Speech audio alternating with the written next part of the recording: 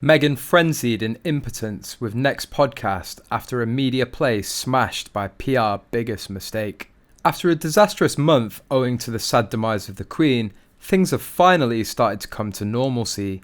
Speaking of which, everyone's attention has once switched to Meghan Markle from Her Majesty. The Duchess of Sussex once again finds herself at the centre of criticism, this time as royal experts comment regarding her Spotify podcast. Meghan Markle is regarded by some within the royal family as a loose cannon, and may even be planning to re-edit some of her scheduled podcasts to add sensitive details about the Queen's funeral.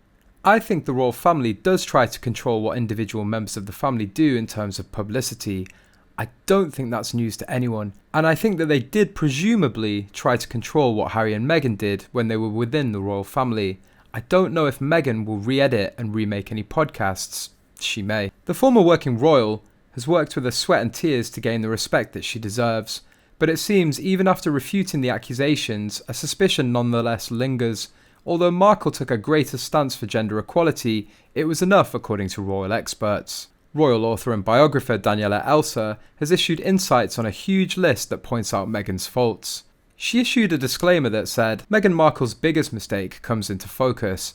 According to her, Meghan allegedly lacks contribution to the fight for gender equality. She particularly targeted a Spotify podcast, claiming the current hold on her episodes since the Queen's death was more of a PR exercise. Her point of criticism was the absence of any steps or actions taken towards what had been promised. Speaking up is great, but where is the follow-through, she asked. According to her words and preachings, Meghan should have been the front woman feminist of the country. She claims that the Duchess has the passion, brains, connections, and the media knowledge to really do the sort of work that can move the dial.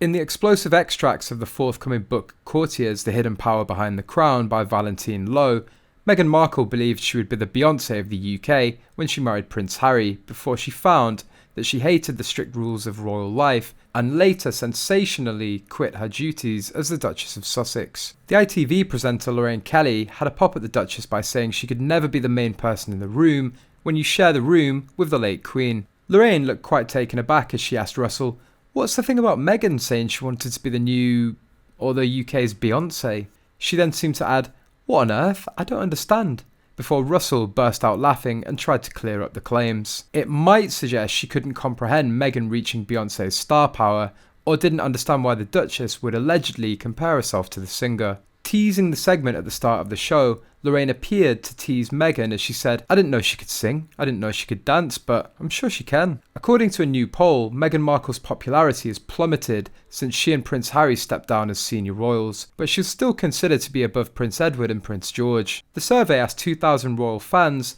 which member of the royal family they admired the most, and overall, Prince William and Kate topped the list. The Duchess of Sussex was voted the 8th most admired member of the royal family, with Prince George in the 9th place and Prince Edward in the 10th spot. People from different age groups, however, had contrasting ideas, as those in the 18 to 24 age group said they admire Harry and Meghan the most.